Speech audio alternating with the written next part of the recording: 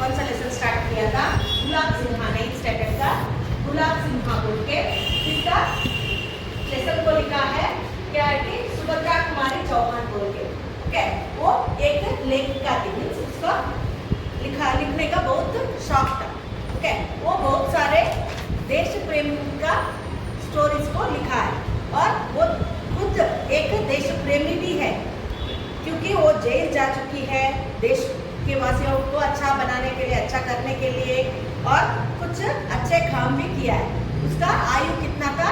खाली 44 ईयर्स। वो कम जीवन बिताई, फिर भी वो इतना अच्छा काम किया है। देखो इसमें एक लेसन में क्या बोला है, इधर कहाँ तक हमने स्टॉप किया था यस्टरडे। देखो इधर बाई बहन का, बाई बहन अंद्रेನು ಅಣ್ಣ ಅಥವಾ ತಂಗಿ। ಓಕೆ, ಅಣ್ಣ ತಮ್ಮ ಅಥವಾ ತಂಗಿ ಇವ್ರದ್ದು ಪ್ರೀತಿ ವಿಶ್ವಾಸದ ಬಗ್ಗೆ ಇಲ್ಲಿ ಎಕ್ಸ್ಪ್ಲೇನ್ ಮಾಡಿದ್ದಾರೆ ಅಲ್ವಾ. ಅವ್ರಿಗೆ ಹುಷಾರಿರಲಿಲ್ಲ, ಯಾರಿಗೆ? ತಮ್ಮನಿಗೆ ಹುಷಾರಿರಲಿಲ್ಲ, ಜ್ವರ ಬಂದಿತ್ತು.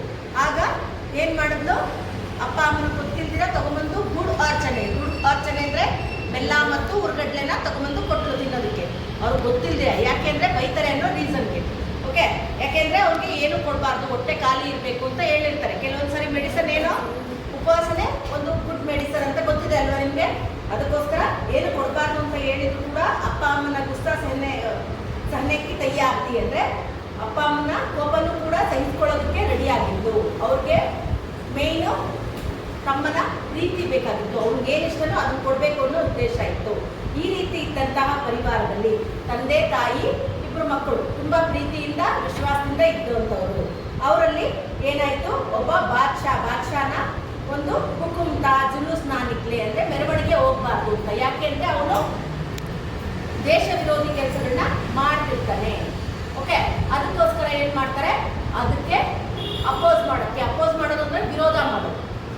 ಇದು ಸರಿಯಲ್ಲ ನೀವು ಮಾಡ್ತಿರೋದು, ಇದರಿಂದ ಎಷ್ಟೋ ಜನಕ್ಕೆ ತೊಂದರೆ ಆಗುತ್ತೆ, ನೀವು ಮಾಡಬಾರ್ದು ಅಂತೆಲ್ಲ ಸ್ಟ್ರೈಕ್ ಮಾಡ್ತಾರಲ್ಲ, ಗೊತ್ತಿಲ್ವಾ? ಅದನ್ನ ಸ್ಟ್ರೈಕ್ನ ಏನಂತಾರೆ, ಜುಲೂಸ್ ಅಥವಾ ಮೆರವಣಿಗೆ ಅಂತ ಕರೀತಾರೆ. ಓಕೆ, ಅದನ್ನ ಮಾಡೋದಕ್ಕೆ ಇವನು ತಯಾರಿ ಆಗ್ತಾನೆ. ಯಾವ ರೀತಿ ತಯಾರಿ ಆಗ್ತಾನೆ ಅಂದರೆ, ತಾನು ಆಟ ಆಡ್ತಿದ್ದ ಕೋಲಿರುತ್ತಲ್ಲ ದೊಣ್ಣೆ, ಅದರಲ್ಲಿ ಏನು ಫ್ಲಾಗ್ ಮಾಡ್ಕೊಳ್ಳೋಕ್ಕೆ ರೆಡಿ ಆಗ್ತಾನೆ. ತಂಗಿಯ ಓಡ್ನಿ ಅಂದ್ರೇನು, ದಾವಣಿ.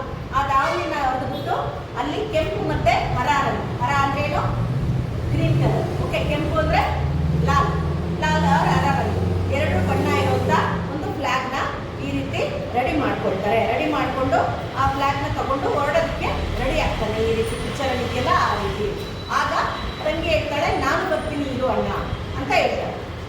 ಓಕೆ, ಆದರೆ ಅವನು ಹೇಳ್ತಾನೆ, ಬೇಡ ತುಂಬ ದೂರ ಇದೆ, ನೀನು ತುಂಬ ಸುಸ್ತಾಗ್ಬಿಡ್ತೀಯಾ ಅಂತ ಹೇಳಿದ್ರೆ ತಂಗಿ ಹೇಳ್ತಾಳೆ, ಇಲ್ಲ ನಾನು ಬರಬೇಕು. ಕೆಲವರು ಹೇಳ್ತಾರಲ್ಲ ನಾನು ಬರ್ತೀನಿ ಅಂತ ಆಟ ಮಾಡ್ತಾರೆ, ಗೊತ್ತಿರ್ಬೋದಿಲ್ಲ. ಆ ರೀತಿ ನಾನು ಬರ್ತೀನಿ ಅಂತ ಕೇಳ್ತಿರ್ತಾಳೆ. ಆಗ ಹೇಳ್ತಾನೆ, ಅಣ್ಣ ಬೇಡ, ನೀನು ಏನು ಮಾಡ್ತೀಯ ಅಂದರೆ ರಾಜ್ಕುಮಾರ್ನ ಯುದ್ಧಕ್ಕೆ ಕಳಿಸೋವಾಗ ಏನು ಮಾಡ್ತಾರೆ, ಆರತಿ ಮಾಡಿ ಕಳಿಸ್ತಾರೆ. ಗೊತ್ತಿದೆ ಅಲ್ವಾ, ಆಗಿನ ಪಿಕ್ಚರ್ಗಳಲ್ಲಿ ನೋಡಿದ್ರೆ ನೀವು. ಆಗಿನ ರಾಜರ ಕಾಲದಲ್ಲಿ ಏನು ಯುದ್ಧಕ್ಕೆ ಹೋಗುವಾಗ ತಾನು ಒಬ್ಬ ವೀರನಿಗೆ ಜಯಶೀಲನಾಗಿ ಬಾ ಅಂತ ಅಂದ್ಬಿಟ್ಟು ಆರತಿ ಮಾಡಿ ಕಳಿಸ್ತಾರೆ. ಅದೇ ರೀತಿ ಆರತಿ ಮಾಡಿ ಕಳಿಸು ನನಗೆ ಸಾಕು ಅಂತ ಹೇಳ್ತಾನೆ ಅವನು, ಯಾರು ಅಣ್ಣ. ಆಗ ತಂಗಿ ಏನು ಮಾಡ್ತಾಳೆ, ಹೋಗಿ ಬಂದು, ತಂಗಿ ಅಲ್ಲ ಅಕ್ಕ ಅನ್ಸುತ್ತೆ ಇದು. ಓಕೆ, ಅಕ್ಕ ಏನು ಮಾಡ್ತಾಳೆ, ತಗೊಂಬಂದು ಆರತಿ ಮಾಡಿ ಏನು ಮಾಡ್ತಾಳೆ, ಅಕ್ಷತೆನ ತಲೆ ಮೇಲೆ ಹಾಕ್ತಾಳೆ. ದೊಡ್ಡವರೇ ಆಶೀರ್ವಾದ ಮಾಡೋದು, ಅಕ್ಷತೆ ತಲೆ ಮೇಲೆ ಹಾಕೋದು. ಓಕೆ, ಒಳ್ಳೇದಾಗಲಿ ಅಂತ. ಆಗ ಆಶೀರ್ವಾದ ಮಾಡಿ ಕಳಿಸ್ತಾಳೆ. ಅವನಿಗೆ ಆರತಿ ಮಾಡುವಾಗ ಅವನ ಬ್ಯಾಕ್ ಸೈಡ್ ಆಭಾಮಂಡಲ್ ಅಂದರೆ ಪ್ರಭಾವಳಿ ಅಂತ ಕರೀತಾರೆ ಕನ್ನಡದಲ್ಲಿ. ಅಂದರೆ ಅವನಲ್ಲಿ ಒಂದು ಪಾಸಿಟಿವ್ ಎನರ್ಜಿ ಬಂದಂಗೆ. ನಾವು ಪಿಕ್ಚರ್ಗಳಲ್ಲಿ ನೋಡಿರ್ಬೋದು, ದೇವತೆಗಳ ಪಿಕ್ಚರಲ್ಲಿ back side full white colour lighting ಬರುತ್ತೆ. ಬ್ಯಾಕ್ ಸೈಡ್ ಪ್ರಭಾವಳಿ ಅಂತಾರೆ. ಅಂದರೆ ನೀವು ದೇವಸ್ಥಾನದಲ್ಲೂ ನೋಡಿರ್ಬೋದು, ಆ ದೇವರು ಪ್ರತಿಮೆ ಇರುತ್ತಲ್ಲ, ಅದರಿಂದಗಡೆ ಇಷ್ಟಾಗಲ್ಲ ಫುಲ್ಲು ಒಂದು ಪ್ರಭಾವಳಿ ಮಾಡಿಟ್ಟಿರ್ತಾರೆ. ಅಂದರೆ ಆ ದೇವರಲ್ಲಿ ಇರುವಂಥ ಎನರ್ಜಿನ ತೋರಿಸೋದು. ಓಕೆ, ಅಂದರೆ ದೇವರ ಹತ್ರ ಒಂದು ಪ್ರಕಾಶ ಮಾಡಿದಂತಹ ಶಕ್ತಿ ಅನ್ನೋದು ಇರುತ್ತೆ ಅನ್ನೋ ಒಂದು ಉದ್ದೇಶ. ಆ ರೀತಿ ಕಾಣ್ತಂತೆ ಯಾರಿಗೆ, ಅಕ್ಕನಿಗೆ. ಓಕೆ, ಅದನ್ನು ನೋಡಿ ತುಂಬ ಖುಷಿ ಆಯ್ತಂತೆ. ಅಂದರೆ ನನ್ನ ತಮ್ಮ ಇಂಥ ಒಳ್ಳೆ ಕೆಲಸ ಮಾಡ್ತಿದ್ದಾನೆ ಅಂತ. ಬಹನ್ನೇ ಬಾಯಿಗೂ ಮತ್ತೆ ತಿಲಕ್ ಲಗಾಯ. ತಿಲಕ್ ಅಂದರೆ ಆರತಿ ಮಾಡಿದ್ಮೇಲೆ ಹಣೆಗೆ ತಿಲಕ ಇಡ್ತಾರೆ, ಗೊತ್ತಿದೆಲ್ಲ, ಆ ರೀತಿ ತಿಲಕ ಇಡ್ಲಂತೆ. ಬಾಯಿನೇ ಬಹನ್ ಕೋ ಪ್ಯಾರ್ ಚುವಾ ಆರ್ ಬಿದಾಲಿ ಅಂದರೆ ಬಾಯಿ ಅಂದ್ರೇನು, ತಮ್ಮ ಅಕ್ಕನಿಗೆ ಏನು ಮಾಡ್ತಾನೆ, ನಮಸ್ಕಾರ ಮಾಡ್ತಾನೆ. ದೊಡ್ಡವ್ರು ನಮಸ್ಕಾರ ಮಾಡ್ತೀವಲ್ವಾ, ಆ ರೀತಿ ನಮಸ್ಕಾರ ಮಾಡಿ ಅವರ ಆಶೀರ್ವಾದ ತಗೊಂಡಂತೆ. ಬಹನ್ನೇ ಬಾಯಿ ಕೆ ಸಿರ್ ಪರ್ ಹಾತ್ ಬೇರ ಆರ್ ಬೆಲಾಯಿ ಅಂದ್ರೆ ನಿಮ್ಗೆ ಒಳ್ಳೇದಾಗ್ಲಿ ಅಂತ ಆಶೀರ್ವಾದ ಮಾಡೋದು. ಹೌದಲ್ವಾ? ದೊಡ್ಡವ್ರು ಯಾವಾಗ್ಲೂ ಆಶೀರ್ವಾದ ಮಾಡ್ತಾ ತಾನೆ. ಓಕೆ, ಆ ರೀತಿ ಆಶೀರ್ವಾದ ಮಾಡಿದ್ದು. ಅಬ್ಬ ಜಂಡಾ ಲೇಕರ್ ಚಲ ಅಂದ್ರೆ ಅವನೇನ್ ಮಾಡ್ದ, ಫ್ಲಾಗ್ ನ ತಗೊಂಡು ಮುಂದಕ್ಕೆ ಹೊರಟ. ಬಹನ್ दरवाजे पर खड़ी देखती रह गई। कहानी की राजकुमारी इसी तरह विदा देती है।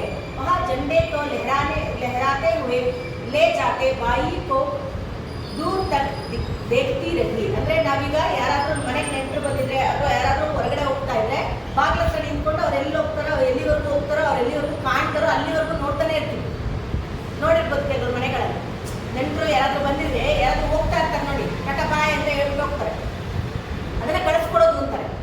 ಈ ಮದುವೆ ಮನೆಗಳಲ್ಲಿ ಏನಾದ್ರು ಫಂಕ್ಷನ್ ಮಾಡಿದಾಗ ಎಲ್ಲ ನೆಂಟರಲ್ಲಿ ಹೋಗ್ತಾ ಇರ್ತಾರೆ. ಆಗ ಅವ್ರು ಎಲ್ಲಿವರೆಗೂ ಮರೆಯಾಗಿ ಕಾಣ್ತಾ ಇರ್ತಾರೋ ಅಂಥವ್ರನ್ನ ನಾವು ನೋಡ್ತಾನೆ ಇರ್ತೀವಿ ಹೋಗ್ತಾ ಇದ್ದಾರೆ ಅಂತ, ಬಾಯ್ ಅಂತ ಹೇಳ್ಬಿಟ್ಟು. ಆ ರೀತಿ ಆ ಅಕ್ಕನೂ ಕೂಡ ನೋಡ್ತಾನೆ ಇದ್ಲಂತೆ. ಕುछ दूर जाने पर बादशाह का सिपाही उनको झंडे वाले ने रोका. ಅಂದ್ರೆ ಇವನು ಫ್ಲಾಗ್ ತಗೊಂಡು ಹೋಗ್ತಿದ್ದಾನೆ ಅಂದ್ರೆ ಮೆರವಣಿಗೆ ಹೊರಟಿದ್ದಾನೆ ಅಂದ್ಬಿಟ್ಟು ಏನ್ ಮಾಡಿದ್ರು, ರಾಜ್ಕುಮಾರ್ನ ಬಾದ್ಶಾ ಅಂದ್ರೂ ಕೂಡ ರಾಜನೇ, ಆ ರಾಜನ ಸಿಪಾಯಿಗಳು ಏನ್ ಮಾಡಿದ್ರು, ತಡೆ ಹಿಡಿದ್ರಂತೆ, ನೀನು ಹೋಗ್ಬಾರ್ದು ಅಂತ. ವಹಾನ್ ನಾರುಕ, ಅವನು ಸ್ಟಾಪ್ ಆಗಿಲ್ಲ, ಅವನು ಮುಂದೆ ಹೊರಟೆ ಹೋಗ್ಬಿಟ್ಟ. ಬಾದ್ಶಾ का सिपाहियों ने गोली चला दी. गोली मीन्स शूट ಮಾಡಿದ್ರು. ಓಕೆ, ಆಗ ಏನಾಯ್ತು, वहाँ उसके हाथ में था, क्या था, झंडा था उसके हाथ में. ओके, गोली चलते देखा, कोई उसके पास ना आया. ಅಂದ್ರೆ ಫೈರ್ ಮಾಡಿದ್ರೆ ಯಾರನ್ನ ಅವನ ಹತ್ರ ಬರ್ತಾರ, ಬರಲ್ಲ, ಎದಕ್ಕೆ ಭಯ ಎಲ್ಲರಿಗೂ ಜನಗಳಿಗೆ. ಓಕೆ, ಅವನ ಜೊತೆ ಬರ್ತಿದ್ದವರೆಲ್ಲ ದೂರ ಹೊರಟ್ಬಿಟ್ರಂತೆ. ಓಕೆ, ಮೆರವಣಿಗೆಯಲ್ಲಿ ಬರ್ತಿದ್ದವರೆಲ್ಲ ದೂರ ಹೊರಟ್ಬಿಟ್ರು, ಅವ್ರ ಜೊತೆ ಯಾರು ಬರಲಿಲ್ಲ. ಬಹನ್ನೇ ಬಾಯಿ ಹೋಗಿರ್ತೆ ದೇಖ, ದೂರದಿಂದ ನೋಡ್ತಿದ್ದಲ್ಲ ಅಲ್ಲಿ ಹೋಗ್ತಾ ಇದ್ದಾನೆ ಅಂತ, ಅದನ್ನ ನೋಡ್ಬಿಟ್ಟು ವಹಾ ದೌಡ್ ಪಡಿ ಎಂದು ಓಡ್ ಬಂದಂತೆ. ಅಕ್ಕ ಓಡ್ ಬಂದಿದ್ದಾಳೆ. ಬಾಯಿ ಕೂನ್ ಸೆ ಲತ್ಪತ್ ಪಡಾಥ. ಲತ್ಪತ್ ಅಂದ್ರೆ ಏನು, ರಕ್ತ ಮೈ ತುಂಬಾ ಹರಿತಂತೆ. ಗುಂಡೊಡ್ದಾಗ ರಕ್ತ ಬಂದೇ ಬರುತ್ತೆ ಕಾಮನ್ ಆಗಿ ಅಲ್ವಾ, ಆ ರಕ್ತ ಮೈಯಲ್ಲಿ ಹರಿತಾ ಇತ್ತಂತೆ, ಮೈ ತುಂಬ ಎಲ್ಲ ಸ್ಪ್ರೆಡ್ ಆಗಿ ಹರಿತಾ ಇತ್ತಂತೆ. ವಹಾ ಪುಕಾರ್ತಾ ರಹಿ, ಭಯ್ಯ ಭಯ್ಯ ಅಂತ. ಅಂದ್ರೆ ಅಕ್ಕ ಏನ್ ಮಾಡಿದ್ಲು, ತಮ್ಮ ತಮ್ಮ ಅಂತ ಅಳೋದಕ್ಕೆ ಸ್ಟಾರ್ಟ್ ಮಾಡಿದ್ಲು. ಅಂದ್ರೆ ನೋವು ಯಾರಿಗಾಗ್ಲಿ ದುಃಖ ಆಗೇ ಆಗುತ್ತಲ್ವಾ, ಅಂತವ್ರಿಗೆ ಆ ಥರ ಆಯ್ತು. ಬಾಯಿನೇ ಪ್ರಾಣ ಮಾನೋ ಯಹ ಅಮೃತವಾಣಿ ಸುನ್ಕರ್ ಲಾಟ್ ಪಡೆ. ಅಂದ್ರೆ ಅವನ ಬಾಯಿಂದ ಒಂದು ಅಮೃತವಾಣಿ ಬಂತಂತೆ. ಏನು ಅಂದ್ರೆ ವಹಾ ಬೋಲಾ ತೂ ಆ ಗೈ ಯಹ ಜಂಡಾಲೆ, ನೀನ್ ಬಂದ್ಬಿಟ್ಟ, ತಗೋ ಈ ಫ್ಲಾಗ್ನ. ಜಂಡ ಅಂದ್ರೆ ಬಾವುಟ ಗೊತ್ತಲ್ವಾ, ಅದನ್ನ ಹಿಡ್ಕೋ, ಅಂದ್ರೆ ನೀನು ಮುಂದುವರ್ಸು, ಈ ಮೆರವಣಿಗೆನ ನೀನು ಮುಂದುವರ್ಸು, ಈ ಹೋರಾಟವನ್ನ ನೀನು ಮುಂದುವರ್ಸು ಅಂತ ಕೊಟ್ಟ. ಬಹನ್ನೇ ಜಂಡಾ ತಾಂಗ್ಲಿಯ, ಬಹನ್ನೇ ಜಂಡಾ ತಾಂಗ್ಲಿಯ ಅಂದ್ರೆ ಇಟ್ಕೊಂಡ್ಬಿಟ್ಲಂತೆ, ಯಾವ್ದನ್ನ ಫ್ಲಾಗ್ನ ತಗೊಂಡ್ಬಿಟ್ಲಂತೆ. ಬಾಯಿ ಚಲಾಗಯ ಅಂದ್ರೆ ಅವನು ಬದುಕಲಿಲ್ಲ, ಅವನು ಹೊರಟೋದ. ಯಾರ ಹೆಸರು, ಗುಲಾಬ್ ಸಿಂಹ.